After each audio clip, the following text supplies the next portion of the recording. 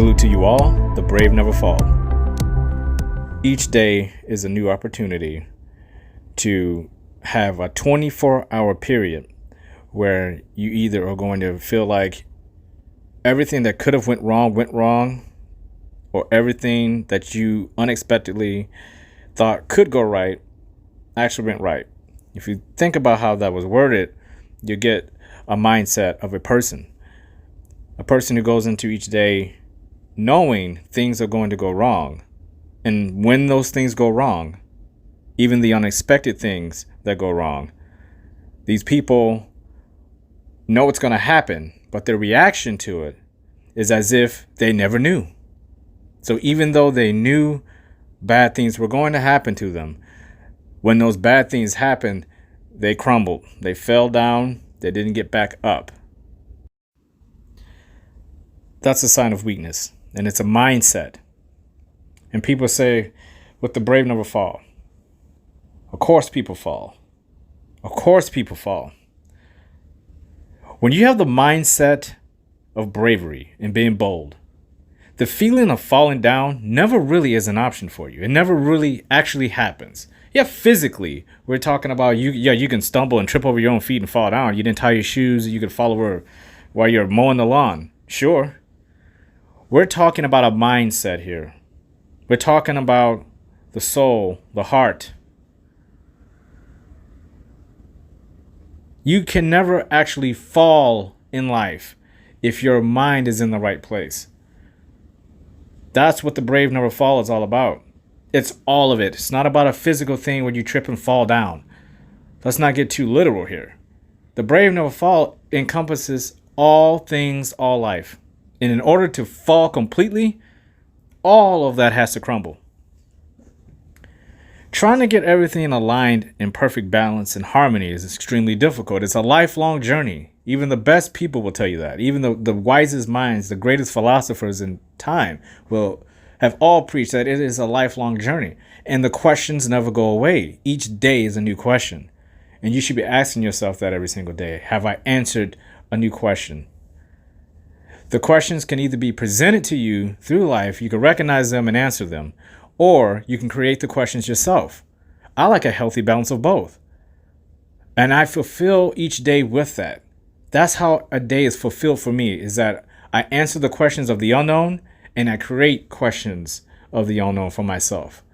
And it always comes back to you. The arrow will always point back to you because you're the one who has the responsibility of making yourself happy and complete. No one else can give you that. You can have all the money shoved into your bank account all you want. You can have every intention of being the best person in the world. You can exert yourself physically to the point where you're sweating bullets. It does not matter if your heart, your mind, your soul, and your body aren't all in harmony, in balance with a purpose. And if you don't have that, there is a struggle. On the flip side of that, again, we are always turning negatives into positive. The flip side of that, if you don't have one of those aspects, one of those foundational cornerstones of life, that's one of your questions. That is a question you can break down into its simplest components. I preach all the time on the Brave Never Fall.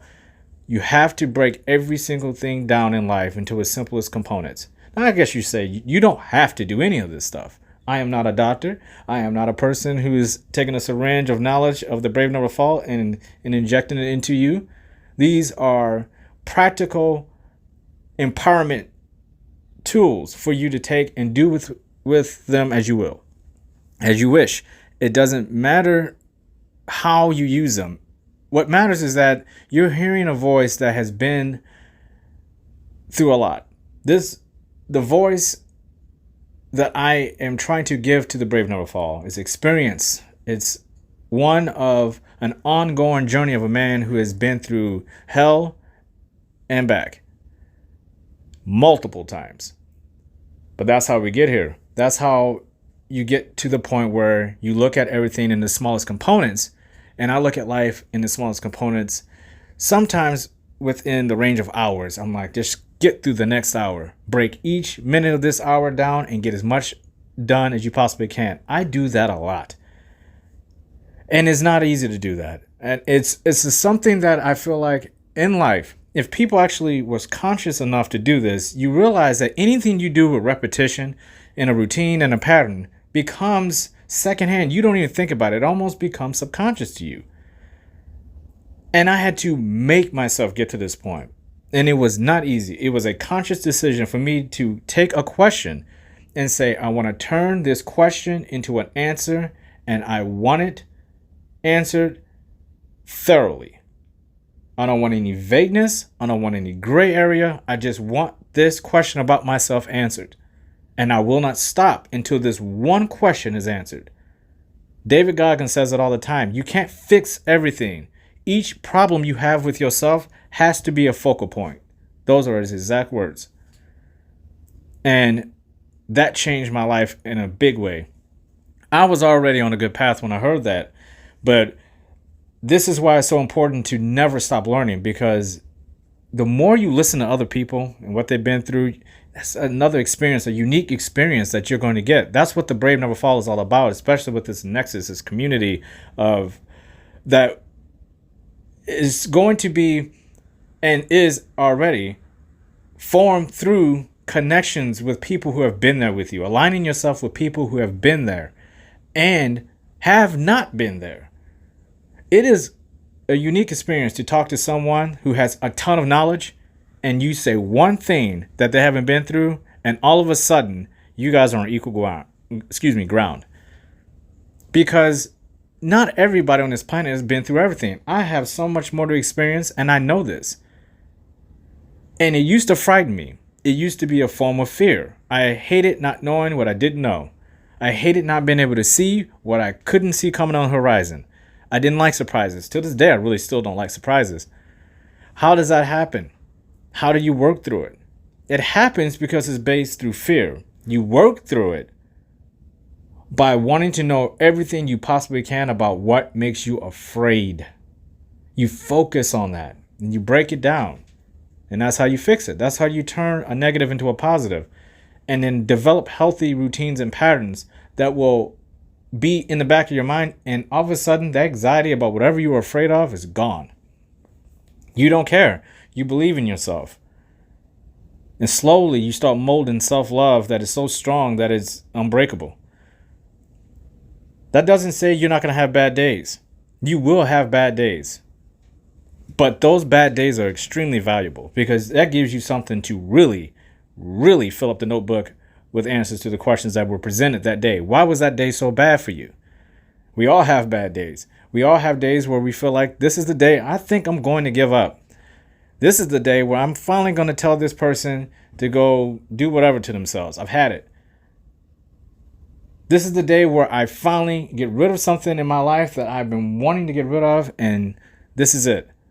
This is the day where something happened to me and I could not believe this happened to me. Why did this happen? Why? What am I going to do? A lot of questions there. If you break a question as simple as, why did this happen to me? Insert whatever the problem is and break it down. Break it down to everything that surrounded why that problem was. Look at what you come up with. It's very interesting.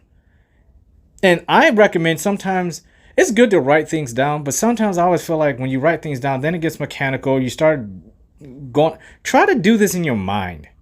Try to do this in your mind. Don't write it down. Just think about the problem and envision all the stuff that's going on around it. Figure out all the little nuances of what made that day. Even the little things that you don't think of as a big deal. They're all included in the day. You don't get to pick and choose what happened to make that day a bad day and to forget about all the other little stuff that was quote unquote filler. It's not filler. That was your day. If you said something to somebody there, even if it was just 2 little words, that was added in the day. Don't forget about that. Basically what I'm saying is there's accountability on your end that always happens whenever you have a bad day. I have never had a bad day where I felt I was so innocent, nothing ever happened. There was a ton of things in there that when you really break it down, there are little things you're doing in there that could have made that a little easier. It may not take away the problem, but would have made the day a little bit more manageable, a little bit more on the brighter side, even though there was an issue. And how you do that is by, you have to understand a very important aspect about all of it. It's you.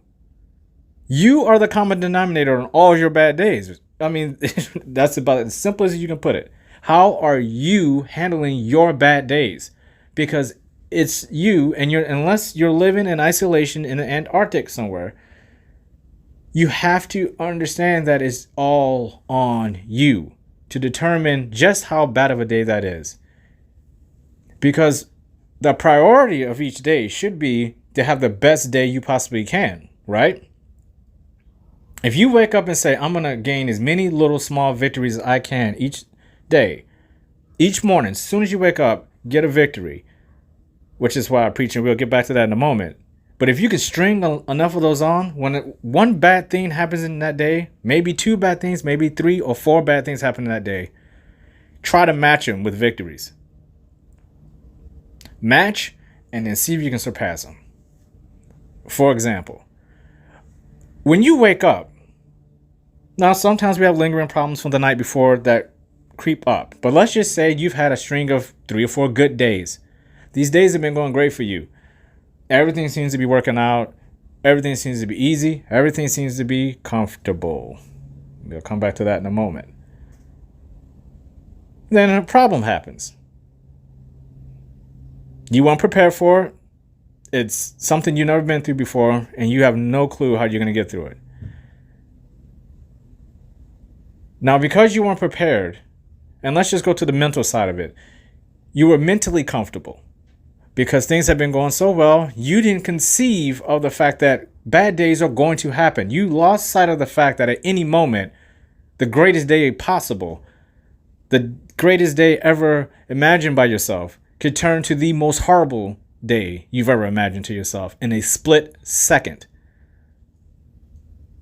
You allowed your mind to get comfortable. Your mind is what makes that such a jarring reality. You weren't prepared. You were not prepared. Imagine starting a new job and they say, get to work. And you're in a factory and you say, you know what? I've never even had a job before. You're probably not going to do a good job that first day, are you? You could learn to do the job having no work experience, but that first day is going to be pretty awkward and brutal. And that's what happens when you're not prepared for things to happen to you. When you walk into a situation and something hits you and you're not prepared. It's the exact same type of feeling you would have if someone was just to take you and give you a job with equipment that you never used before and say, you better fix it. Get to work. We don't care how long it takes. We don't care what you have to do. You better figure it out. That's life. And if you look at it like, okay, I can't, and they're going to say, no, you can't even ask for help. This is all on you. Because that's where the comfortableness sometimes comes into play, is that you feel comfortable because you always have somebody there to lean on. You always have something to lean on. Maybe you have a lot of money. You know, material things aren't an object to you. Your car breaks down, you go pay for it. But there's certain things in life money can't buy. There's certain things in life other people can't do for you. You have to do it yourself. You have to face the reality of it yourself. Whatever that nasty, horrible, monstrous reality is in that moment, you have to face it yourself. And no one's going to be able to hold your hand through the darkest moments of your life. You have to hold your own hand, so to speak. You have to prepare yourself for anything. And being comfortable, for me, is one of the scariest things I've ever come out of allowing in my life. I looked at being comfortable as a storm. It was a hurricane that I had in my life. My whole existence was based on being comfortable. Not working hard. Procrastinating. Not putting the effort in. Being shy. Being scary. Being not proficient at things. Meaning I'll do stuff, but I'm never going to try to push myself to do anything more than what I have to do. That's not a good mindset to be in any stage of your life. Because you're allowing your mind and your body to get comfortable. And once that mind and that body gets comfortable, things get hard.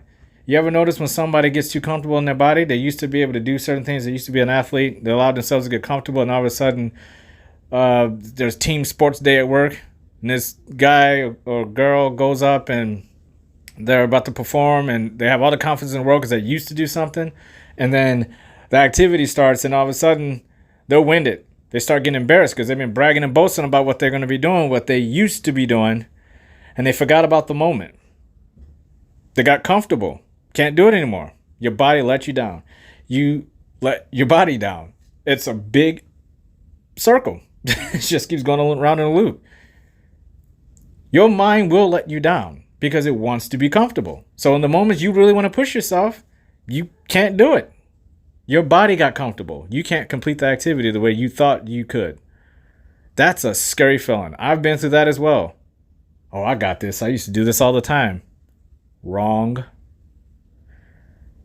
You have to keep doing the things in life that are important to you. If you feel like there's something in you that is, you may revisit, or something that's reoccurring in your life, or something you have passion about, you have to keep doing it. It doesn't just stop whenever that particular event or that particular moment is over. You have to keep it going. Meaning, if you don't want to get comfortable, keep learning, keep moving. Make sure your body is the best body you can have for yourself, the best version of your body you possibly could have. You deserve that for yourself. You should want that. The best version of yourself physically, is self-love. You should want that for your mind. You should want that for your soul, spiritually, which way you do that. And your heart. That's your life. You should take care of yourself. What you eat is important. How much do you value your life? Because that goes into being comfortable. You see a lot of comfortable people out there. They're content. Would you want to be them? A lot of times that answer is no. The answer is no. You wouldn't want to be them, even though they're having the easiest lives possible. But they're wanting to do that. They're choosing to do that. They're fine with that. And that's fine for them. If that's their definition of self-love, they have every right to do it. But we're not talking about these people. We're talking about the people who expect more, but do nothing about it to obtain it. You can't wish for the stars and then just stand there and say, well, I'm going to reach for them, but eventually aren't they just going to come to me? No, you have to go to them. And that's the same way in life. If you don't want to be blindsided with a bad day, then prepare yourself for it. Go towards the badness before it even comes. How do you do that? Your mind. It's your mind. You have to push yourself every day. Learn as much as you can every day. It sounds cliche. Read a book. Learn something new. Trust me, it works. I do it every single day. Learn something new every day. Make it a focal point. Your mind. Those bases, those foundations is where you need to be focusing on. And you can take something as simple, again, let's get back to those victories that you wake up with. You wake up with a victory. That your number one goal every morning should be a victory. Some people is waking up and drinking a glass of water. Victory number one. That's not a downside thing. That's a positive victory. Because there's some people that go all day, don't drink any water. You wake up, that's maybe your victory. For other people, maybe getting up and going for a run. For some people, it's getting up and just making the bed. Other people, it's getting up before their alarm goes off. These are all small victories. Why? Because you could choose not to do any of them. And that's going to be the tone of your day. I could have done that. I didn't. There's your start off, right? I don't like that. And then you start breaking everything down in components. So you get to a point where you say, all right, I'm going to take this 1 hour. How many things can I get accomplished in 1 hour? And if you really think about it, think about how long an hour is and how much you really can get accomplished. I know people that will take a task, 1 hour job, and span it over 4 hours. And they look at me and say, how do you have all that time in the day to get all that stuff done? Because I took a 4-hour job and I did it in 20 minutes. It depended on what it is. So let's just take something everybody hates to do, laundry, right?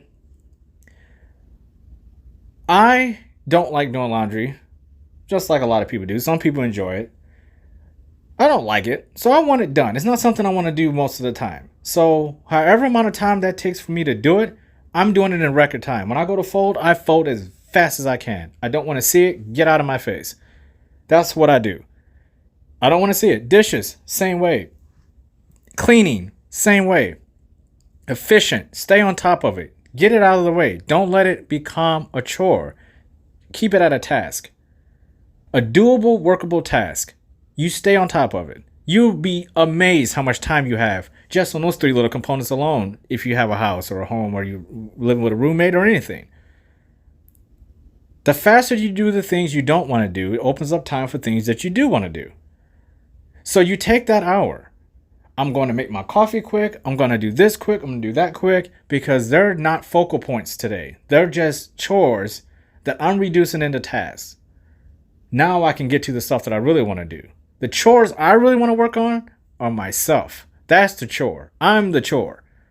I'm the person that needs the most work. Not that laundry, not those dishes, and not cleaning around the house.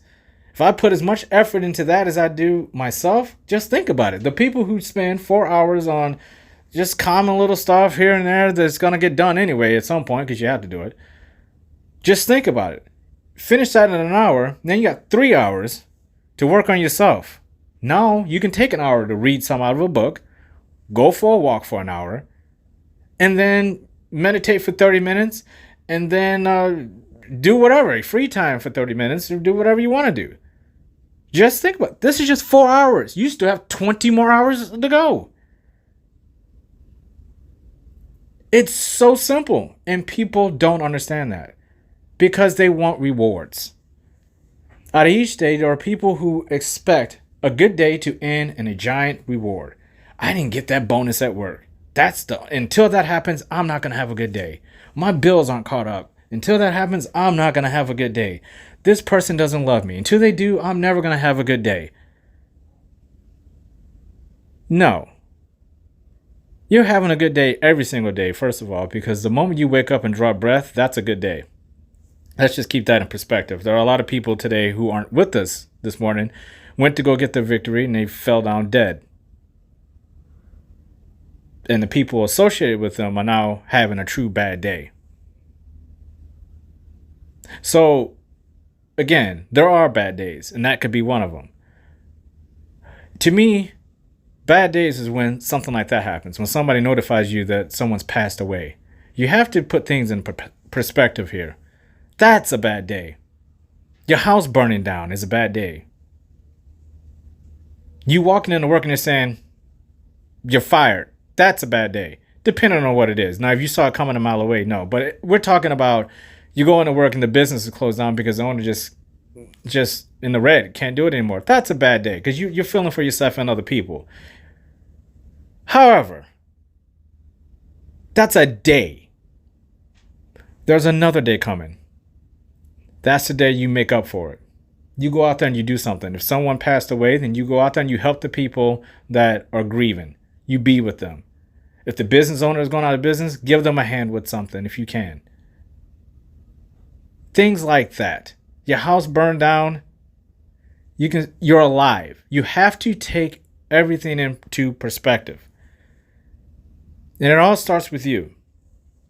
You have to ask yourself a question.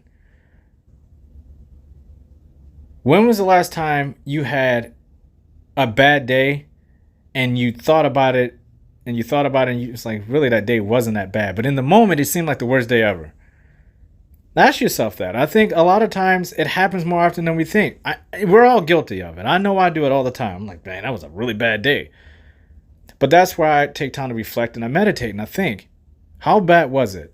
How many victories did I get in that day? How many things potentially could have went wrong that day? And we're not talking about making up fantasy stories. We're talking about things that are real, tangible things that could have went drastically wrong, but didn't because you made certain decisions. Again, we're bringing it back to you. We're not talking about how other people are affecting your lives. They're accountable for their actions. We're talking about what you're accountable for. How did you get through this day? Did you get through the day by making bad decisions or making small adjustments to decisions that you were made. That sometimes you will make bad decisions. You can make up for them in that day. I do it all the time. That's being aware that you've made mistakes. That's being aware of the consequences of repetitive mistakes and bad decisions. You want to go ahead and try to create better paths for those decisions as quickly as you possibly can, so they don't become routines and patterns. So just think about it. When was the last time you had a really bad day? And then you go back and you reflect on it. And that's something you do on your own. That's not something I can speak about. I'm not you. But I think in the reality of life, what's great about it is that you do get more opportunities. Now, again, if you wake up and you drop dead, your opportunities are gone. We're not talking about that. We're talking about positive outcomes here. So we're thinking positive. We're thinking you are going to have a long time to live. And in doing so, how many bad days you think you're going to have just in the next few weeks? You're going to have a lot. But you can turn those days into positive things. And if you do that, again, through repetition, making a routine, you're going to have self-discipline and putting into your subconscious that you won't even allow yourself to have a bad day. You won't allow yourself to truly fall. The brave never fall. Because we won't allow ourselves to ever get to a point where we're falling flat on our face. In our minds, our hearts, our bodies, we know, especially through being, if you have any type of spiritual connection, which, again, I think sometimes with spiritual connection, everybody goes to religion. Yes, these people have that. If you believe in God, great. Whatever God you believe in, that's valuable for you. There's nothing wrong with that. I believe in Tao, and it's valuable to me. It is my blueprint. It works best for me. It gives me value. There's nothing wrong with that. But you have all those things. That's what makes people unique. You don't have to believe in everything that everyone else believes in. You believe in yourself. Because if we all believed in what everyone else believed in, nobody would ever believe in you. Because we're too busy believing in everything else. So somebody has to believe in you. Why not you believe in you? You believe in yourself. If there's a God in that sky that you believe in, that God believed in himself enough to believe you were worth creating. And the same with me with Tao. If this universe is all connected and I'm part of it for a reason. We both can walk side by side and understand one important thing. One thing we have in common is that we both can have bad days. Bad days are going to happen to both of us. And the rest of us that isn't on the spiritual side, we do share. We all share minds, hearts, and we share bodies. Now, not in that sense. That's not what we're talking about. We're not that type of connection. We're talking about a connection larger network than just two people walking hand in hand. We're talking about a society of people, a world of people who are all going through stuff. Our energy, if you think about that, just think about the type of energy you have when you have a bad day. Could you imagine the whole world collectively having a bad day and that type of energy that would come off of the whole world at that point? That would be something to see. In the same way, positive. You imagine if everyone in the same moment just had the greatest feeling of all time. Like the greatest feeling you've had is the most proud moment you've had in yourself towards other people as well. Like you're proud not only for yourself, but you're proud for other people. It was a team effort. Can you imagine if the whole world had that? Now, I know I'm singing Kumbaya right now, but that's the type of mindset I have all the time when it comes to helping people. I love that feeling to know that a group of people, or even just one person that is affected by me, can have so much joy, and you can see it in their eyes and their smile that you made them happy. But at the same time, you're having a horrible day. That's a great feeling. That's a victory. I like waking up knowing, hey, this could be potentially a very bad day, but I'm starting off positive. So I'm going to make sure that even though this is a bad day, I can still frame it in positivity. I can start and end my day positive no matter what. Yeah, I may go to bed a little more upset than I would like to, but right before I go to bed, I can remind myself of all the good things that I still have. This day didn't break me. I'm still here and I'm about to wake up and I'm going to get back after it. So whatever bad stuff happened that day, you're still here. It's just a day. Things happen. As long as you're not being manipulative and you're hurting other people intentionally, and you're not living in negativity and you're just trying to bring the world down because you're miserable, those people are accountable for themselves. But that's not you. That's not you. And you should be proud of yourself for that. That's positive momentum, positive energy. That means you took your day and you made yourself accountable for your actions that day. And even though bad things happen, you still were you when you went to bed. And you'll be you the next morning, ready to get after it again. That's something to be proud of. And you should be proud of yourself. If no one has told you this today, I love you. You deserve to hear that. Salute to you all. The brave never fall.